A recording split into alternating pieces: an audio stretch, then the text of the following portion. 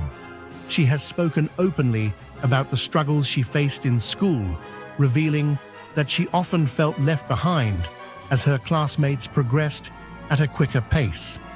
The reason why I am so passionate about dyslexia is because of being a dyslexic person myself. I feel like I really understand that we have a responsibility to change the narrative around what we are delivering to young people in the classroom. It's really exciting. We've got so much UK talent. It's so wonderful they can come to, can be honoured in such a way, and we can, notice big stars like Stella McCartney. She's had such a fantastic year with what she did with Team GB. I think it's been such a great year for Britain on the whole, but it's even better year for British fashion. These feelings of inadequacy were a constant presence, and she vividly recalls how difficult it was to be surrounded by friends who seemed to grasp things so easily while she wrestled with the material. I know we're not together in person, but I want to thank each and every single one of you for being involved in this incredible prize. To all the writers and illustrators, thank you for building this world of wonder for young people to be able to jump into. The challenges in the classroom were particularly poignant when she compared herself to her peers. The colored books in her school, which indicated reading levels, served as a daily reminder that she wasn't progressing as fast as the others. While her best friends moved on to more advanced levels, she remained on the lower ones, which naturally led to feelings of doubt and insecurity. I think because there's so much talent here, and I think that so much, we saw tonight how many people are coming from Central St Martin's, and there's so much youth talent, and I think that's what makes the UK stand apart, and I think that should be nurtured, and I think that it makes the UK reflect well on us as a whole. I'm wearing Erdem this evening. What I love about him is that he, designs really well. He designs really well for women, and he does quite, uses a lot of lace and very feminine cuts, and I think it works well for me. It's a common experience for many children with dyslexia, watching others soar while feeling like you're stuck, unable to keep up. But Beatrice's story doesn't end with those struggles. She has reflected on how those difficult moments in school shaped her into the person she is today. I was very lucky, got to go to a school that was very nurturing and very supportive.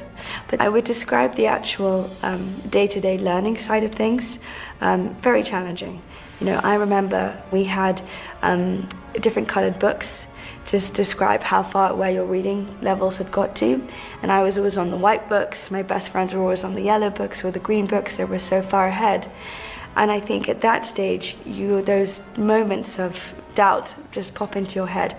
I'm not good enough, I'm not smart enough, why am I not like the others? I think when you're in the classroom... It's clear that her experiences helped her develop resilience and strength. Instead of letting those challenges define her, she learned to view them as lessons.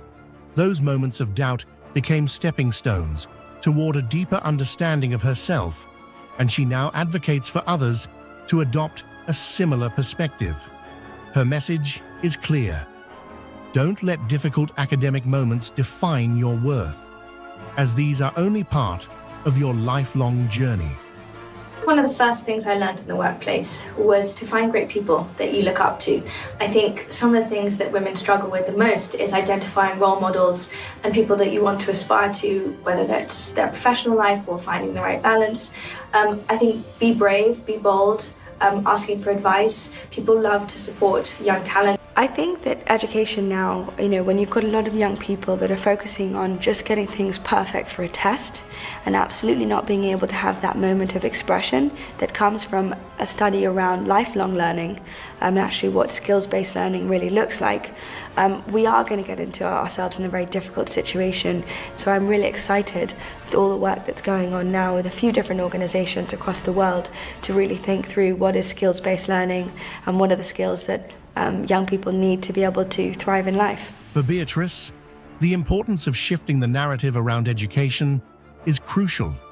She believes that the current system, with its emphasis on getting things perfect for a test, doesn't allow for the full expression of a student's abilities. Young people, she argues, need to be taught in a way that prepares them for life, not just for exams. Education should be about skills-based learning. I felt so lucky I've had a chance to read the books on the shortlist, so thank you to each and every single one of you for all of your hard work. This year was an unprecedented year with so many remarkable entries. The judges made the decision to extend the shortlist from 5 to 6. Without further ado, I would like to announce the names who have made it to the Oscars Book Prize shortlist 2020. I would like to commend Jordan Poskett and Alex Wilmore for The Runaway Pea, published by Simon & Schuster, Carl Newson and Ross Collins for I Am a Tiger, published by Macmillan Children's Books, Daisy Hurst for Alphonse, There's Mud on the Ceiling, published by Walter Books. I'd like to commend Benji Davis for Tad, published by HarperCollins. Focusing on developing tools that help students thrive in the real world. Her vision is one where education is reimagined to better support every student, particularly those who, like her, struggle with traditional methods of teaching. I think technology plays a really important role. Tech-enabled learning and what we can achieve with that, what we can do for multiple classrooms across the world, taking through the centres of excellence and being able to connect people, being able to tell a very different story, delivering homework help and support and online tutoring. These are great assets and great tools for young people. So I really see the work that we're doing, raising awareness around dyslexia, as a true pillar to stand up the concept of reimagining education. I've had quite a diverse career, everything from finance to charity to now working for a technology company. I think it was all about looking to what skills I wanted to bring to each of those different industries. What I've learned the most is looking at how you can diversify, how you can be agile, and how you can really find the best way to communicate across a lot of different industries. Because so many young people now are going to be faced with some of the biggest moral and ethical decisions, you really want to make sure they have every tool for success. One of the reasons why I think it's a great time to be dyslexic now is because that narrative is starting to change. I think employers are very aware that they do have to rely on a different set of skill sets. I'm very lucky I've been able to find a job that relies on my communication skills a lot more than it is me sitting behind a desk. A lot of my colleagues also have dyslexia. Beatrice is excited about the possibilities that technology offers in transforming education. With tech-enabled learning, classrooms around the world can be connected, providing more opportunities for students to receive the support they need. Take the time to back yourself. You've worked hard, you've got that job, you deserve it. You deserve that seat at the table. So I would say to any young person, back yourself first, ask for advice, because there are so many people that have traveled the same path that you're trying to travel. Because we work in a technology company that is always about looking at things differently, and I think that's one of the strengths that we have as dyslexics, is to look at things differently and be a problem solver, find new ways to do things, be experimental, entrepreneurial. Dyslexia really does affect me day to day. It develops as you develop. It's part of you. It's part of how your brain develops. It is not something that is wrong with you. It is a great part of how your brain works, and everybody's brain works incredibly differently. There is nothing wrong.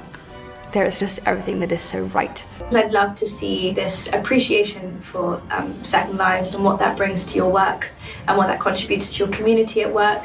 I think companies nowadays are really building on that sense of community. So to be able to kind of bring that in, find the balance in how you are as a professional, but also how you are with your family or with your pets or with your charity work or with anything else that you have going on alongside of it. You can also share that in your community. Online resources, homework help, and tutoring are just a few of the tools that can make a significant difference in a student's academic journey. In her view, these tools are vital for young people today, especially as they face increasingly complex challenges in the world. In a poignant moment that tugs at the heartstrings, Kate Middleton, the Duchess of Cambridge, shared a deeply emotional embrace with a young girl in a touching act of compassion. This story, both heartwarming and heart-wrenching, unfolds as we explore the powerful reason behind this heartfelt gesture, a reason that is bound to move you to tears. Join us as we delve into this extraordinary act of kindness and the profound impact it had on both the young girl and those who witnessed it. This is a story of empathy, connection, and the remarkable ways in which simple gestures can leave an enduring legacy. I wanted to take this opportunity to say thank you personally for all the wonderful messages of support and for your understanding whilst I've been recovering from surgery. It has been an incredibly tough couple of months for our entire family, but I've had a fantastic medical team who've taken great care of me, for which I'm so grateful. In January, I underwent major abdominal surgery in London, and at the time, it was thought that my condition was non-cancerous. Kate Middleton, the Duchess of Cambridge, is renowned not only for her role within the British royal family, but also for her profound ability to connect with the public. Over the years, she has established herself as a figure of warmth, empathy, and genuine engagement, embodying qualities that endear her to people across the United Kingdom and around the world. Her interactions with individuals, her dedication to charitable causes, and the reciprocal affection she receives from the public reflect the depth of her character and the positive impact she has made. From the outset of her public life, Kate Middleton has been recognized for her exceptional ability to interact with people on a personal level. Her approachability and warmth have become defining features of her public persona. Whether she is attending formal events, visiting community centers, or participating in royal tours, Kate's demeanor exudes a genuine interest in the well-being of those she meets. This authentic connection has played a significant role in shaping her reputation as a beloved figure. One of the most striking aspects of Kate's public engagements is her attentiveness. During her appearances, she demonstrates a remarkable capacity for listening and understanding. This attentiveness is not merely a formality. It reflects a deep-seated commitment to engaging with individuals and addressing their concerns. People often leave interactions with Kate feeling valued and heard, a testament to her ability to connect on a meaningful level. Kate's conversations with the public are characterized by a sense of genuine interest and empathy. She takes the time to engage in heartfelt discussions, showing a sincere desire to understand the experiences and challenges faced by those she meets. This level of engagement goes beyond superficial pleasantries and highlights Kate's dedication to making a real connection with individuals. Her interactions often involve discussing personal journeys, community issues, or simply sharing light moments. Kate's approachability is evident in the way she listens, responds, and interacts, creating a sense of rapport that resonates with people. This ability to connect on a personal level has endeared her to many, making her a cherished figure in the public eye. Kate Middleton's commitment to public service is also reflected in her involvement with various charitable causes. Her work with organizations such as Place 2BE, which provides mental health support to children, and the Heads Together campaign, which aims to address mental health stigma, demonstrates her dedication to making a positive impact. Through her charitable efforts, Kate has used her platform to raise awareness about important issues and contribute to meaningful change. My work has always brought me a deep sense of joy, and I look forward to being back when I'm able. But for now, I must focus on making a full recovery. At this time, I'm also thinking of all those whose lives have been affected by cancer. For everyone facing this disease, in whatever form, please do not lose faith or hope. You are not alone. One of the most impactful aspects of Kate's charitable work is her ability to bring attention to causes in a compassionate and relatable manner. By actively participating in events, sharing personal stories, and advocating for change, she has helped shine a spotlight on issues that might otherwise receive less attention. Her involvement goes beyond mere appearances. She engages deeply with the organizations she supports, working to understand their needs and contribute to their success. Kate's popularity and the affection she receives from the public are a reflection of the positive impact she has made. People appreciate her genuine nature, her dedication to service, and her ability to connect with them on a personal level. The warmth she exudes during public engagements creates a sense of trust and admiration, making her a beloved figure in the eyes of many.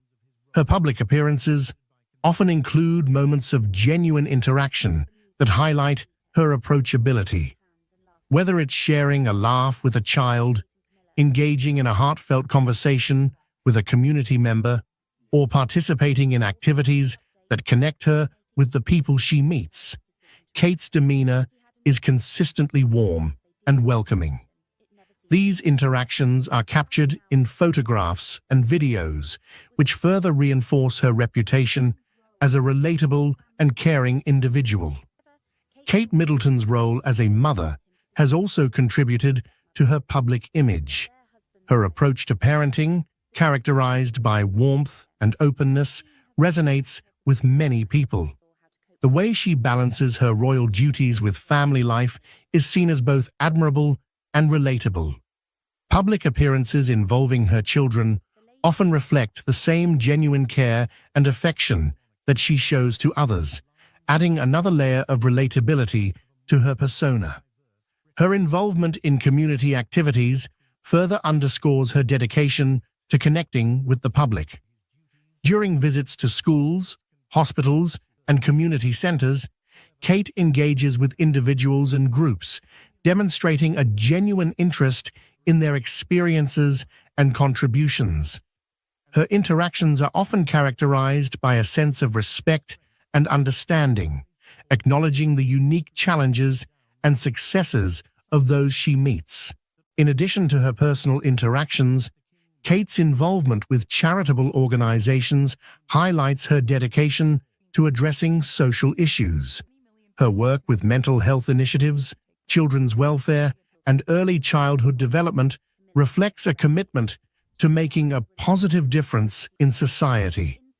Through her advocacy and participation, Kate has helped to bring attention to important causes and support organizations that are making a real impact. Kate Middleton's ability to connect with people from various backgrounds and experiences is another testament to her exceptional interpersonal skills. Whether she is meeting with veterans, engaging with young students, or participating in activities with individuals facing challenging circumstances, Kate's interactions are characterized by empathy and understanding. This ability to relate to people from all walks of life contributes to the widespread affection she receives.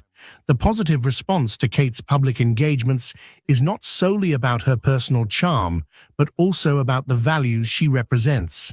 Her dedication to service, her commitment to charitable causes, and her genuine care for others embody qualities that many people hold in high regard. She has become a symbol of compassion and connection, qualities that resonate deeply with the public. As we wrap up this insightful conversation, it's clear that Kate Middleton's dedication to her role as the Duchess of Cambridge goes far beyond the ceremonial and the superficial. Her genuine passion for engaging with the public, her commitment to charitable causes, and her heartfelt approach to her responsibilities demonstrate a deep sense of empathy and purpose. Kate's ability to connect with individuals on a personal level is a testament to her remarkable character and the impact she strives to make in the world. Throughout the interview, Kate has shared personal anecdotes and reflections that highlight her genuine commitment to service. Her involvement with mental health initiatives and children's welfare is not merely a matter of fulfilling royal duties. In a surprising moment that has reignited discussions about the inner workings of the British royal family, Princess Kate recently made headlines when she appeared to refuse to curtsy to Queen Camilla during a high-profile public event. The incident, caught on camera, has led to widespread speculation about possible tensions between the two royal figures. As protocol usually requires the Princess of Wales to show deference to the Queen Consort with a curtsy, Kate's decision to bypass this traditional gesture has been viewed by some as a pointed act of defiance, possibly reflecting underlying discord within the royal household. This moment, though brief, has added a new layer to the ongoing narrative surrounding the dynamics and relationships among the senior members of the monarchy.